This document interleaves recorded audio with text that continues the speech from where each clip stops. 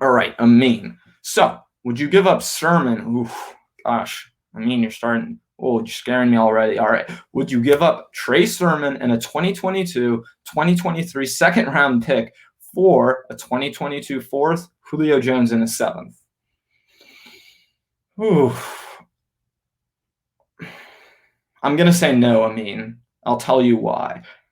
It's for the logistical reason, like I was saying before, but I don't want to give up the 49ers next two highest picks in the draft. Like they already gave up their 2022 and 2023 first round picks, and Julio Jones is 32 right now, and you're only getting him on a 3-year deal. Now, I love Julio Jones as much as the next guy, but if you're going to give up all that draft capital, that means you can't go and replace positions like corner, which you desperately need to get younger at, or another defensive end, or even another offensive lineman, which right now, if you're looking at the 49ers offensive line, they have a very old offensive line. So I just struggle with that, because first of all, I wouldn't want to give up Sermon. I wouldn't be interested in that. But even if we're giving up that many picks for a guy like Julio Jones, and it's just those 2 seconds for Julio, I would struggle with that a lot, because the 49ers aren't set at all those other positions. It's not like they have the Jalen Ramseys and the Aaron Donalds of the worlds to where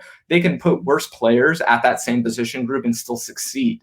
The 49ers, they need to make sure they keep options down the road, because like we've seen every single time, the Odell Beckham Juniors of the world, or the Jalen Ramseys, or the Jamal Adams of the world, anytime they become available, the 49ers seem to be a team that's interested, and seem to be a team that is in the rumors. I mean, it happens every single time. So to me, I would rather just wait and see, if there's a perfect player for the right price for the 49ers. I think this price would be a little high, but even if it was a second and a third round pick, I wouldn't want the 49ers to do that.